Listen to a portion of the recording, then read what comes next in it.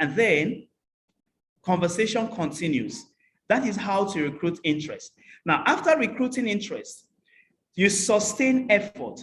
In sustaining effort, I have talked about collaboration.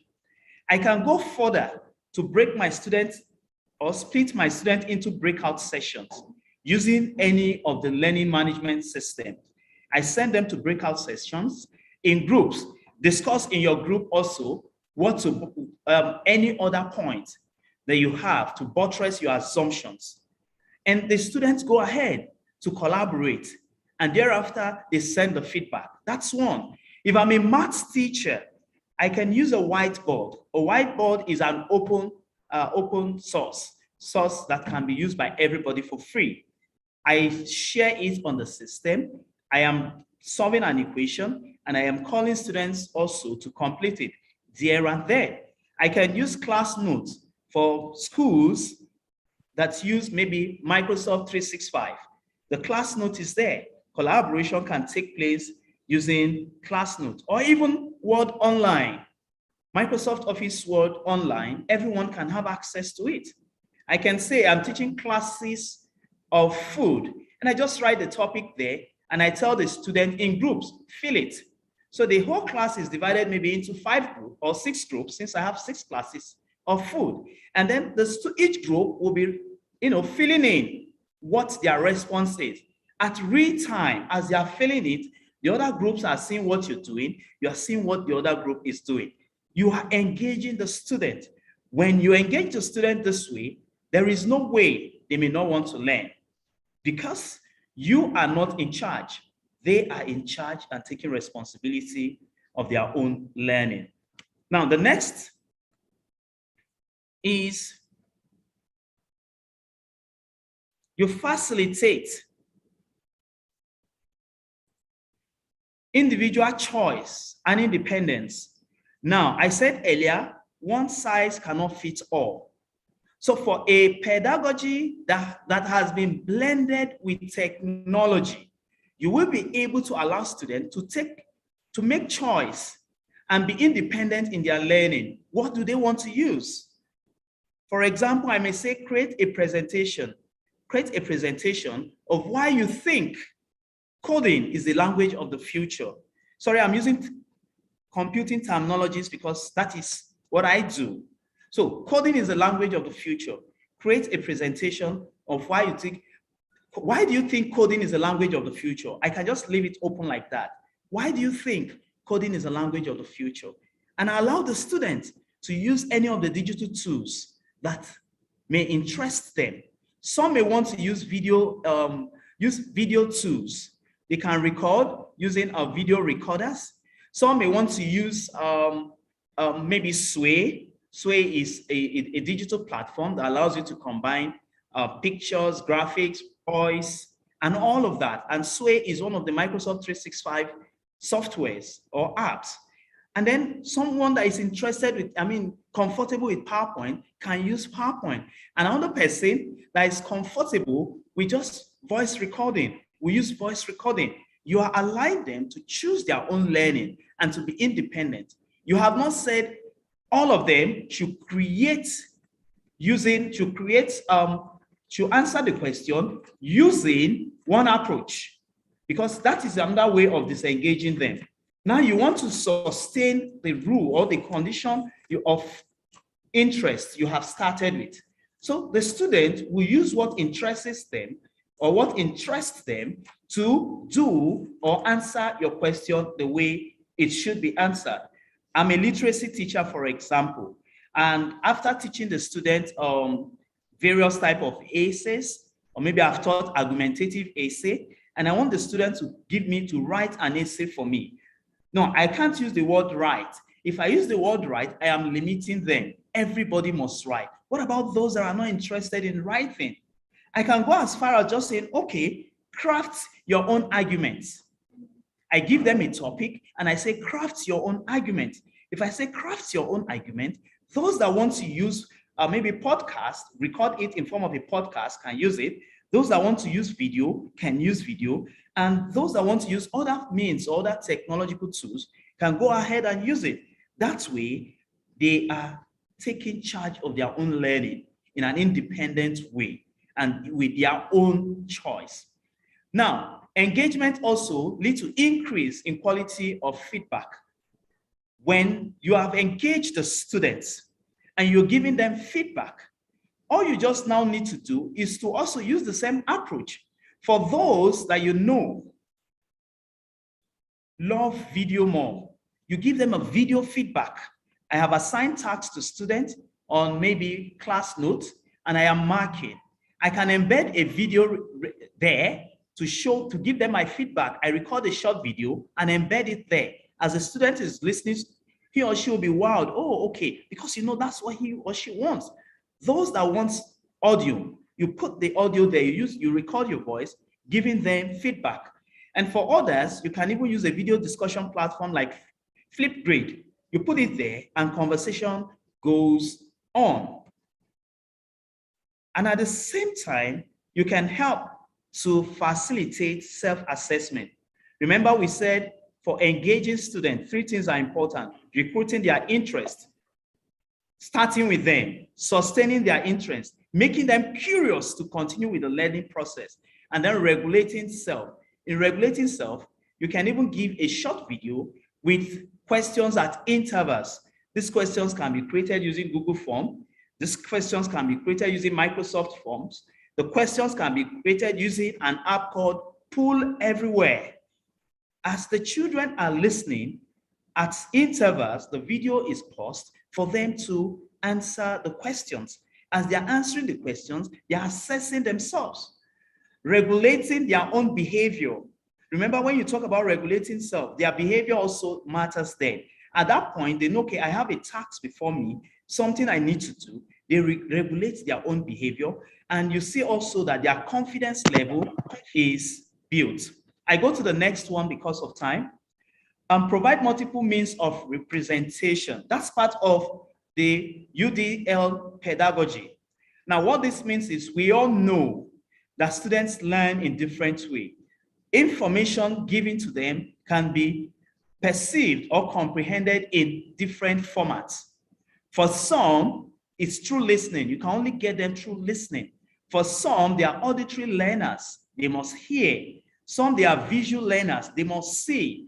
So because we have different people in the class, different students in the class with different abilities, with different preferences, with different support needs, with different background and experience, then you also need to vary the way they have to present or represent what you're teaching them.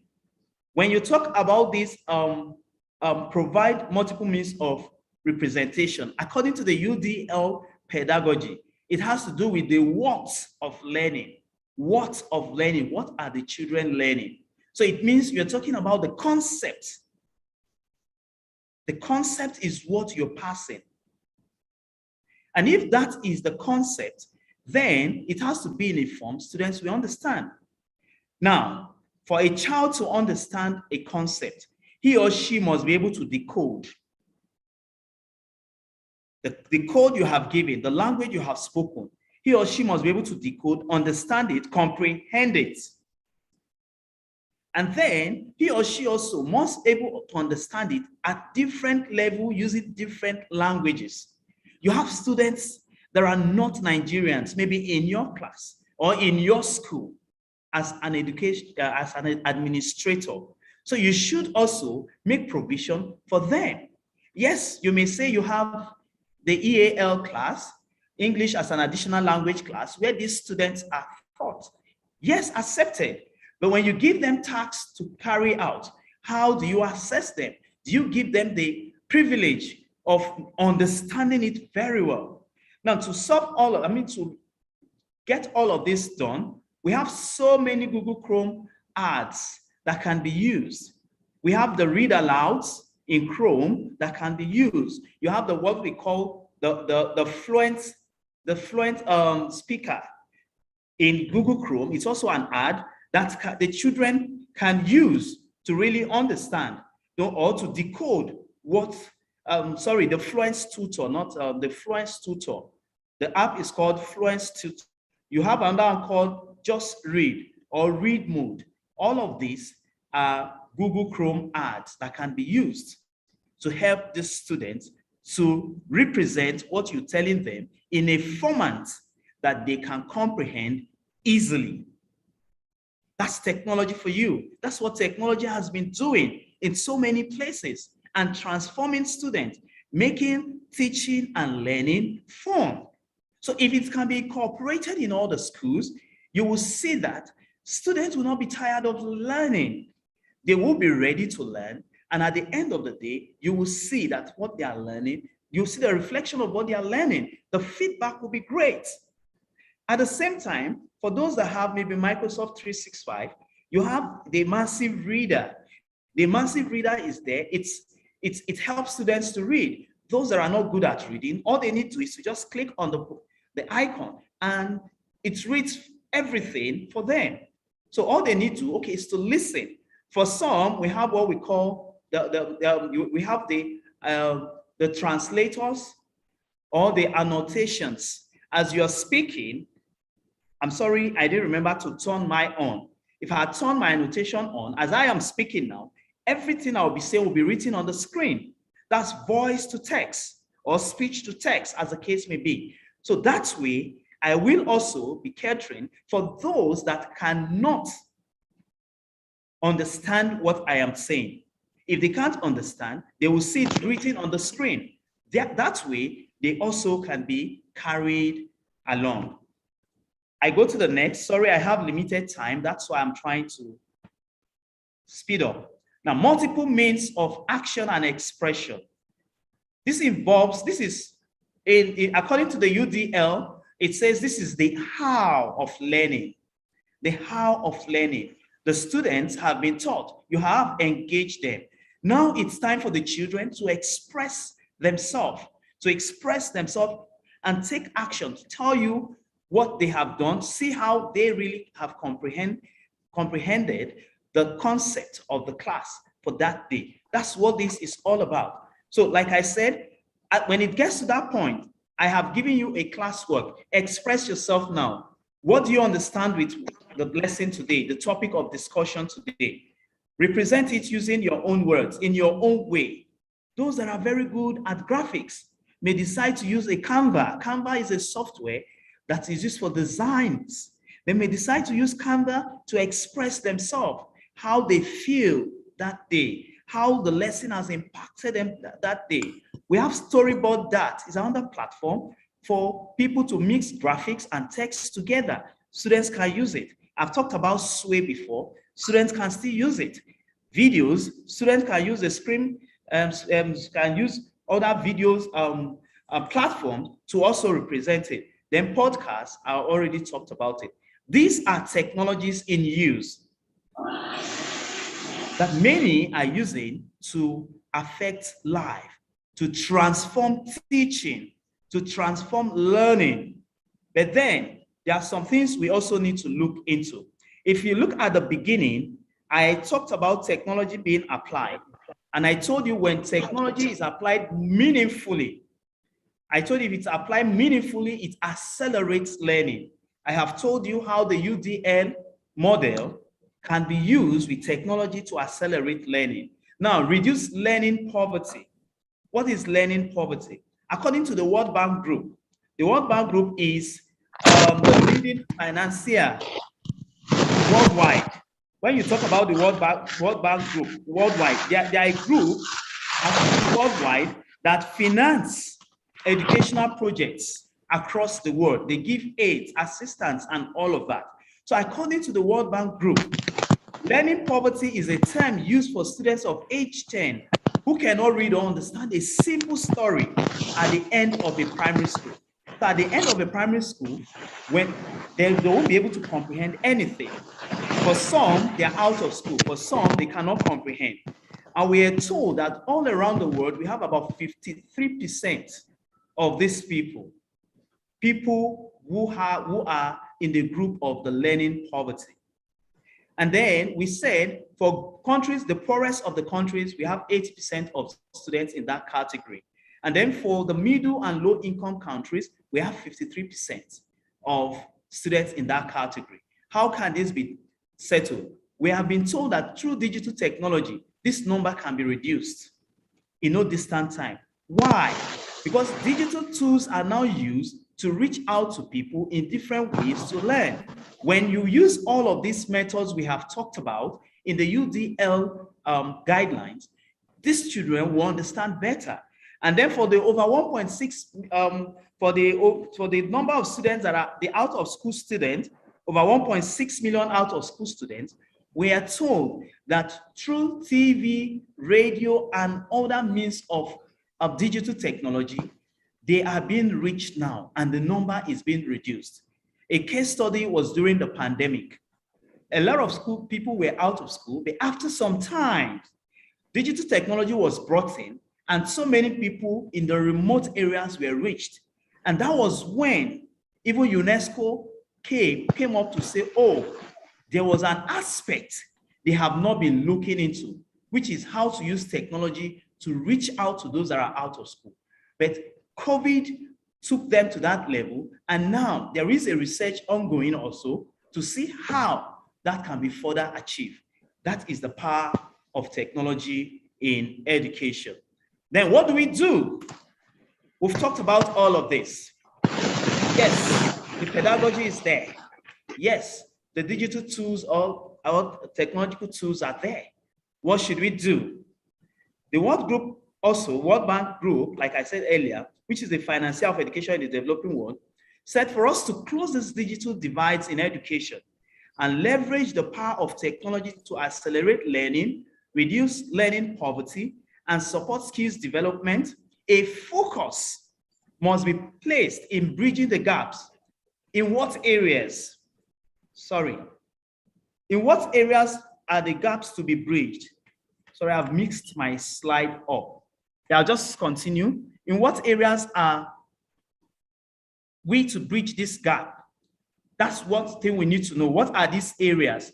I'll quickly look at two major areas, or three. One, digital infrastructure. Digital infrastructure. When you talk about digital infrastructure, we are talking about connectivity. We are talking about devices. We are talking about softwares. So what this means is that administrators, the government, need to fund schools more. There must be increase in funding so that this digital infrastructure that has been discussed can be incorporated into education. Connectivity, so that schools can have connection to the internet. Like I told us earlier, before now, one of the UNESCO goals is education for all. But after the pandemic, education, not just did they say education for all, like I said, there's a research going on, and they are working on adding what they call connectivity for all. So it won't just be education for all, but also connectivity for all. Why? Everyone should be connected to the internet.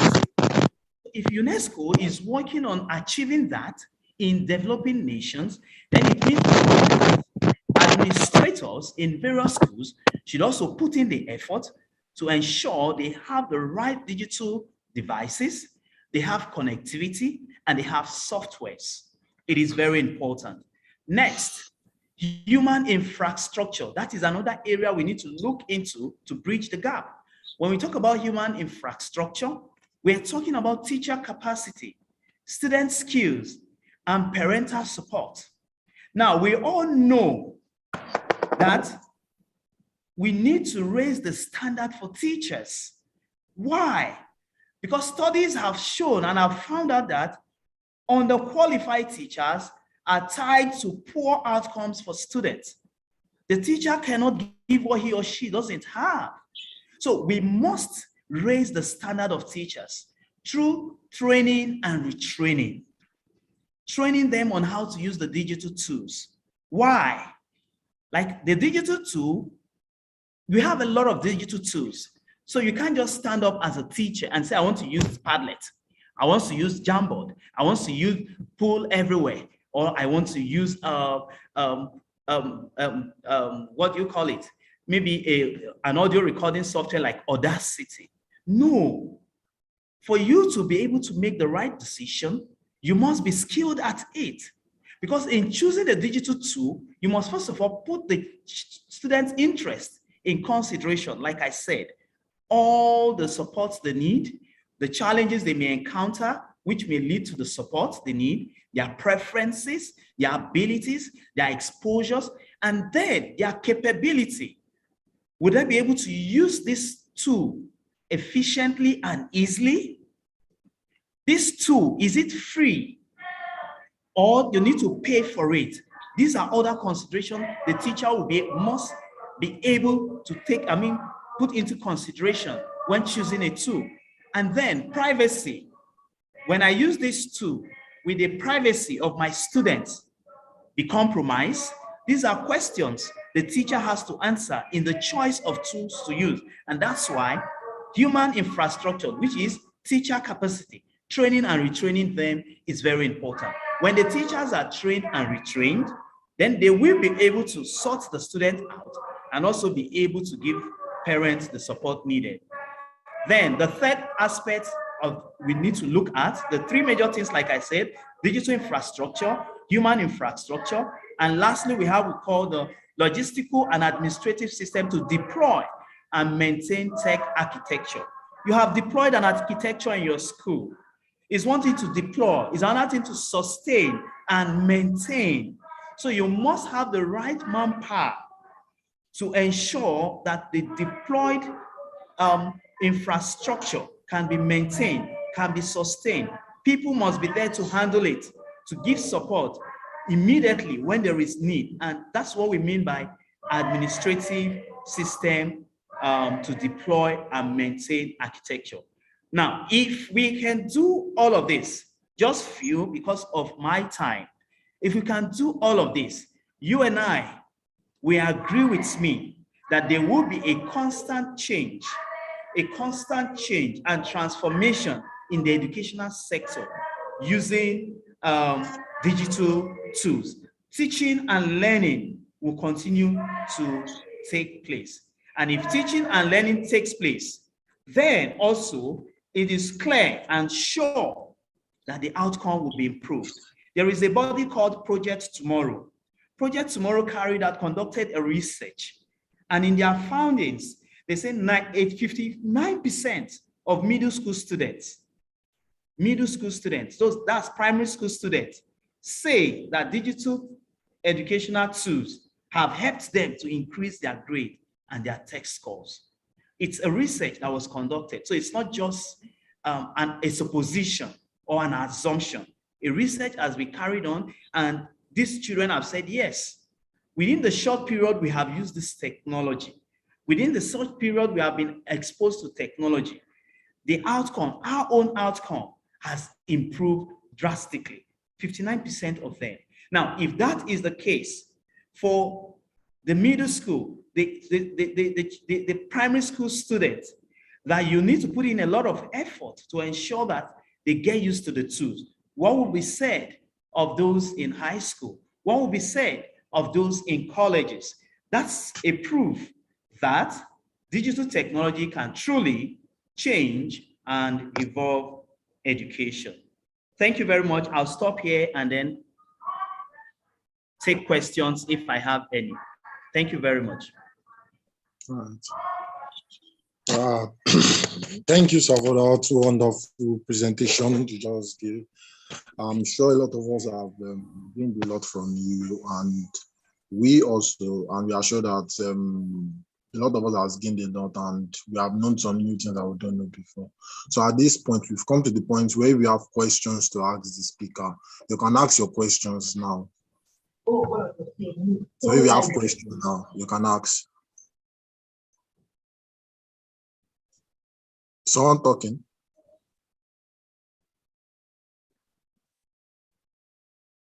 Yeah. Okay. All right, sir. I do have a question. Yeah. You talked about imbibing technology into education, but for you, I think I have a question. What if if you should say that we should start using technology in education now? What about the cost to afford it? Will it be affordable? What if it's not affordable for most people? Because even without technology in education, it is still hard for most people to go to school. Now talk later when now start saying that we should put in education, technology into education, which will require more cost and more funds. So I don't know if you have an answer to that. Well, I will tell you that technology in education makes even education more affordable. More affordable because it gives more people the opportunity to be in school. Now, there are people that before now cannot go to school. Why?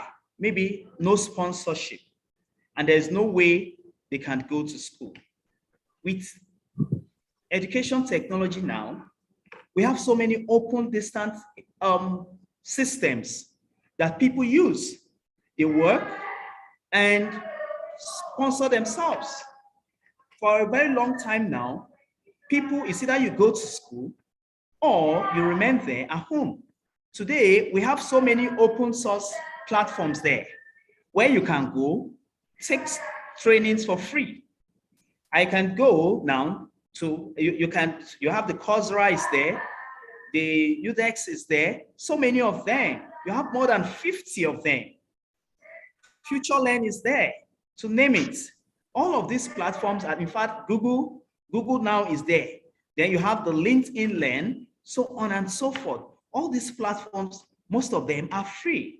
So you can even go there to improve your knowledge. You can go there to learn. All of these were not there before now. But technology, in education technology has made it possible. We have people in Nigeria schooling in the US, schooling in the UK, and all of that. And at the end of the day, they get the same certificate as those that are there full-time. If that be the case, then it means that technology or education technology is making rooms for more people to go to school. It's making schooling more affordable. Yes, at the beginning now it may look expensive, but by the time it becomes a norm and everybody keys into it, it becomes cheaper over time because all the infrastructure would have been there. If we have the connectivity, it makes it easier. The devices, before the pandemic, it's just you and your parent. But now companies, organizations have seen the need to also, contribute their quota as stakeholders. Remember, the community is also a stakeholder in education. So in contributing their quota, some have started distributing free phones, distributing free laptops. So many people do it. If you are online, you see where people will just send a post, oh, I have so number of systems. In fact, some weeks back, I saw that on LinkedIn. An organization said they have some systems to give out. Any corporate technology training institute that needs them can drop their company name. Why did they say you should drop the company name? It's for them to carry out verification to be sure, okay, this company exists and this person is linked to the company before they release it. So with this continuing, you will discover that education will become even more affordable. Yeah, thank you, sir, for that. I think we have a question in the chat box. Adiniji Ayodeji says that, good morning, sir, and thank you for the beautiful presentation. My concern is for this larger society of ours, where application of this technology is seen as a thing far from the reach of the less privileged.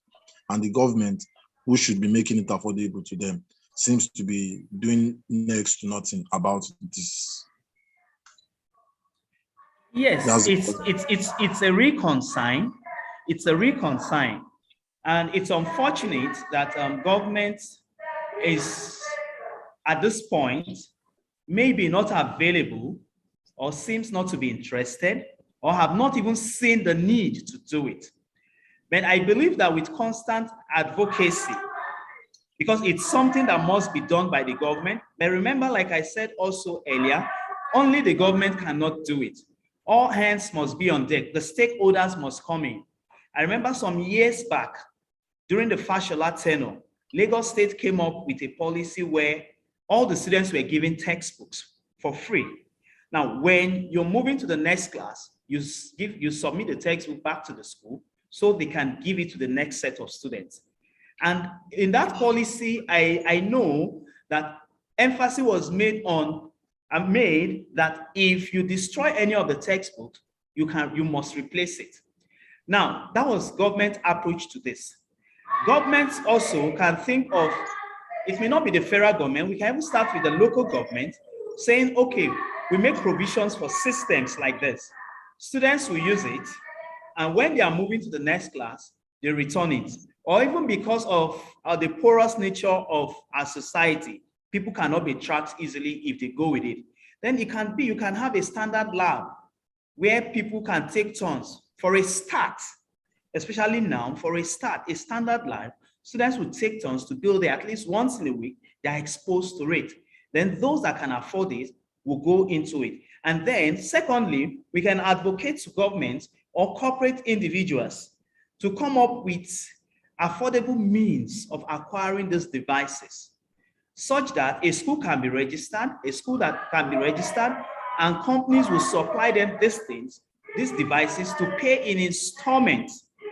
So they come up with a plan so that when students are paying their school fees, they pay part of that amount. And for those that are in public schools, then companies can be called out to help in all of this way. I said it in one of my presentations some times back, that the government, even if they can't carry out all of these responsibilities in education themselves, they can come up, the governor can come up to say, for the next 5 years, all the big companies in my state should focus on education.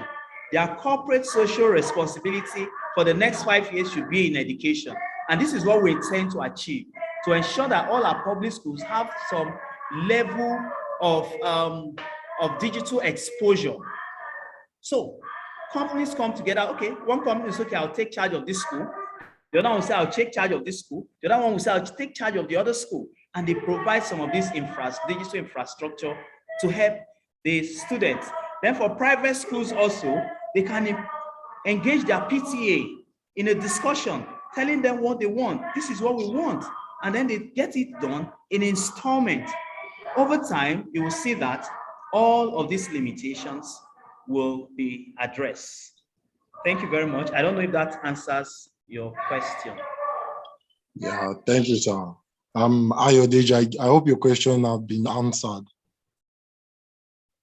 Okay, I have seen another comment from Mr. Ayodeji that says, in addition, it is painful to note that even the owners of private schools seems not to be interested in implementing the use of technology. Yes, so many will not be interested, but we need to let them see the importance. You know, I was discussing with some people in 2019. I was discussing with someone about technology, how to incorporate or integrate technology in education. And this concern that Mr. Ayodeji brought up now was one of the things we discussed. And I looked at it and I tried to convince the person that you may not know, but with time, if you as a school administrator don't implement or integrate technology into your school will be obsolete. You might hardly see serious people coming to your school. You know, after that discussion, it wasn't up to 4 or 5 months, the pandemic came up. And you see, during the pandemic, so many schools could not do anything. So many schools closed down. I knew of schools that even their proprietors, they had to close down the school and start doing petty trading because they couldn't generate funds. Nothing was happening. But before the pandemic, I was trying to reach some of these people, trying to convince them. I started a small business called Rethink Edtech Africa in 2022. I registered that business in 2020, January 2020. And in March 2020, there was pandemic. And I gave that company the name Rethink Edtech Africa. Rethink. Because my intention was to make administrators rethink their stand that technology is not necessary in school or technology is capital intensive. Yes, we know. But when you put in the technology, you spend the money, you get the money. For schools that took it upon themselves to incorporate or integrate technology then. So many of them didn't have issues during the pandemic. My school was one of them. We didn't have issues. All through, we were online teaching. Students paid their full school fee, and teachers were paid their salary. So there was no issue of, how will I survive? All the teachers in my school throughout the pandemic were paid their salary. For the whole 1 year, 6 months, that's about 18 months, nobody was owed a penny, and the money was coming steadily when it should come. Everybody was paid. They were getting their salary. Why? The school looked ahead and decided, okay, let's incorporate technology in our pedagogy. So they had no issue. So many closed down. So many went on WhatsApp and they couldn't recover money. So many are still in debt even till this moment from the pandemic. Why? They refuse to integrate technology. So it's at their own peril, because sooner than later, they'll have no place to hide. Thank you very much. Yeah, thank you for that. And we really appreciate this. So please, can you help me with sharing your screen? I have a program to advertise to people. I'll send the link to the chat box. Pardon me, I can't get you.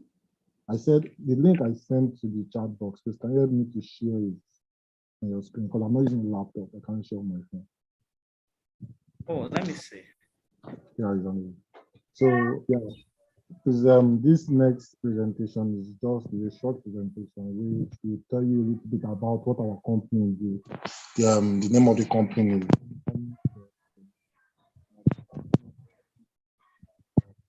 okay, minute.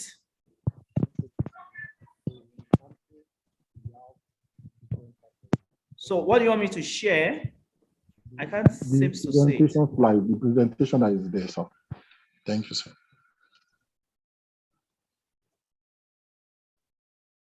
I'm seeing just a Google link. Yes, sir. Is to the presentation.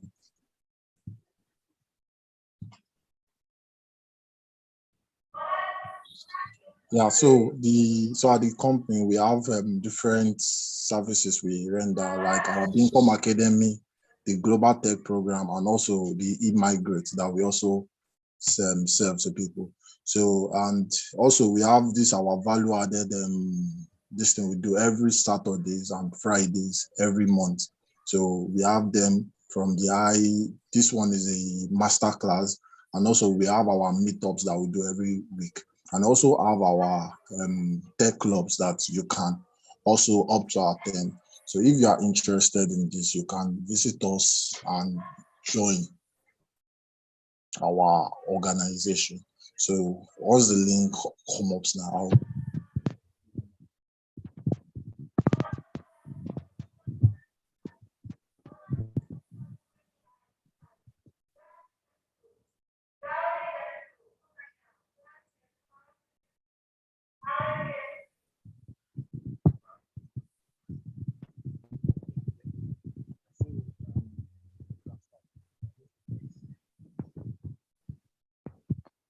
Okay.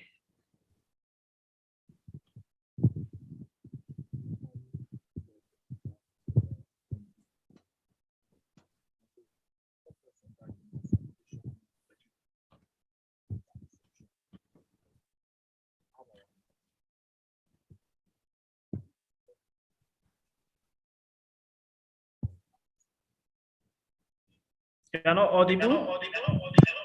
Oh, can you hear me right now? Can you guys hear me? Yes, Hope I'm clear now. All right, thank you. I said that we are at 7 different locations now, and we are planning on moving to virtually the whole country in time ahead.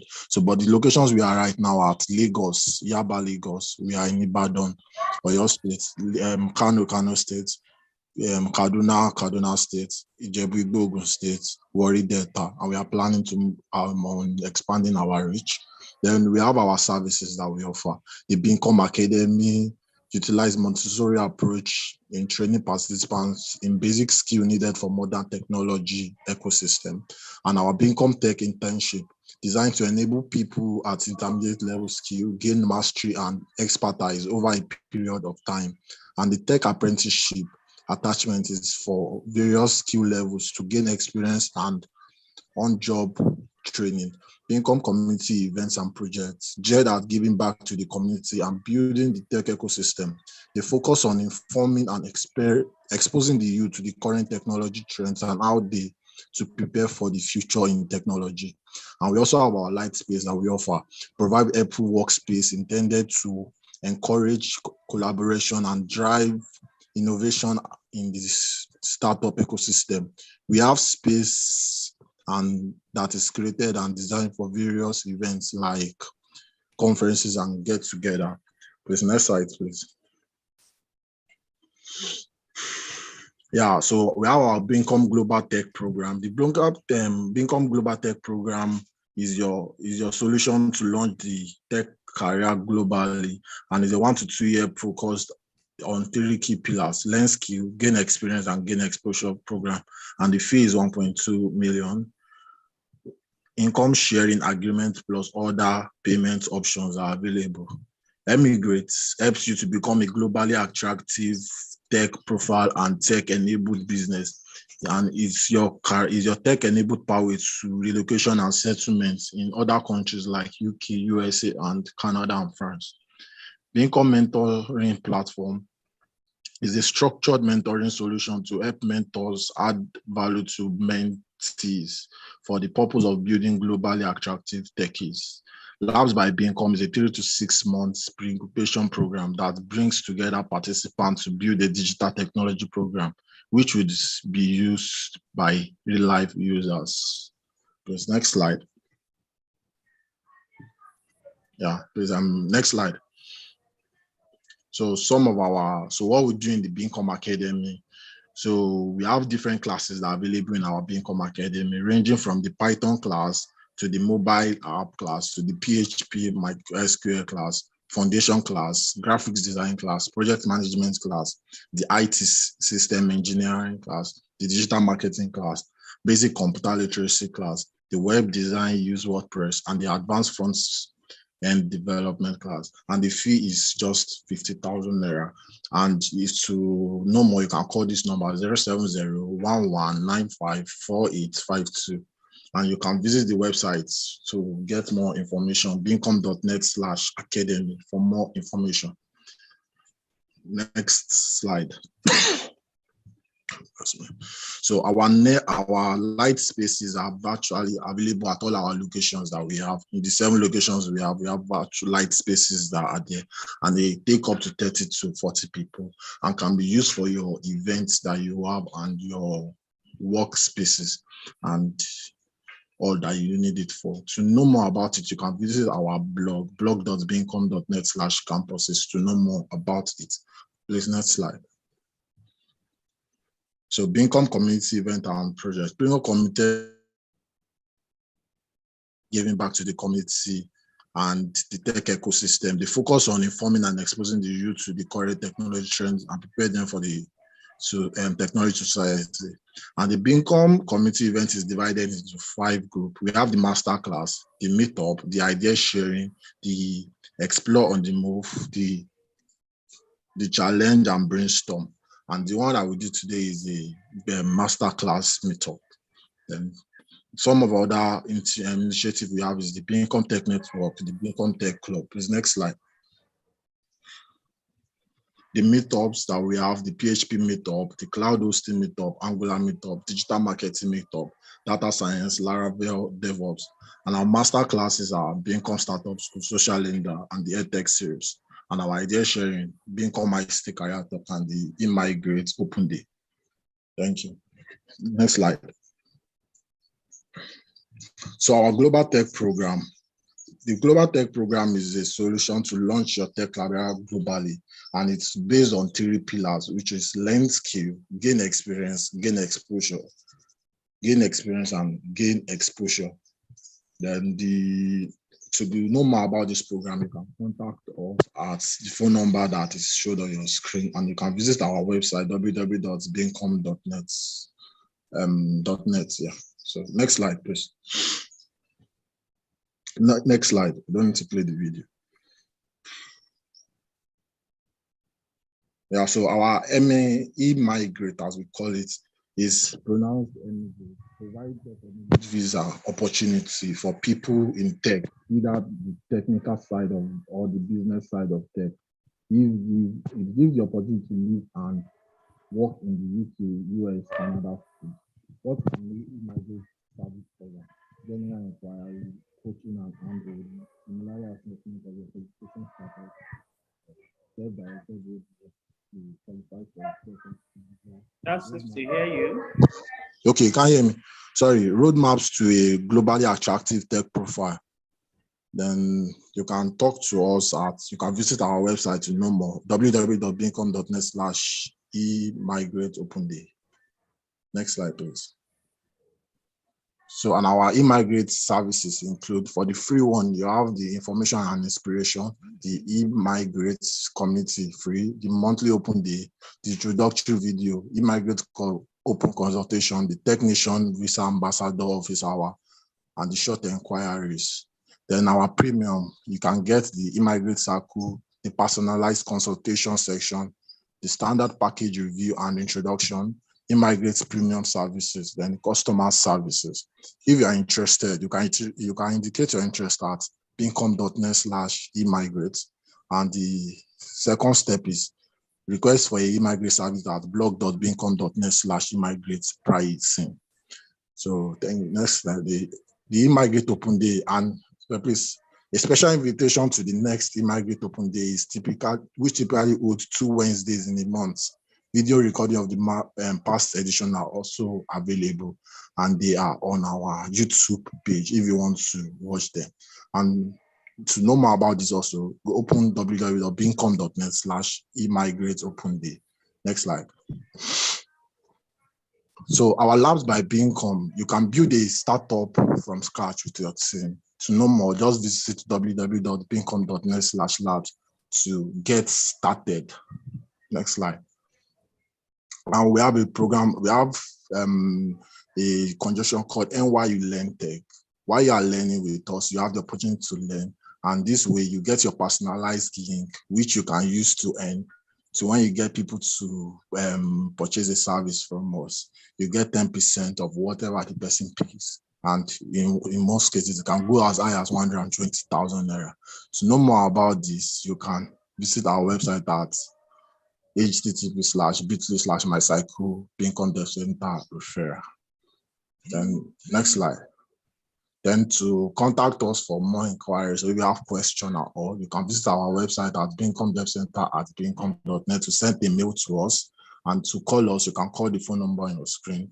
And to know more about us, you can visit our website at www.beacom.devcenter.com to know more about us. Thank you. So if you have any question about this, you can ask, because we have come to the end of our event today. So any question? All right, so if there's no question, I want to thank Mr. Felix again for the wonderful presentation you gave to us, and thank you for impacting to us. We hope to see more of you again. Thank you. Thank you very much. Thank you for the invite. Thank you. Yeah. So you can. So we've all right. Thank you, everyone. You can follow me on LinkedIn. That's my LinkedIn name. I'm more active on LinkedIn. So for discussions, for further questionings, or you have other things, future contacts, you can reach me via my LinkedIn profile. Thank you very much. Enjoy the rest of your day, everyone. Bye for now. Thank you, sir. Thank you. Bye.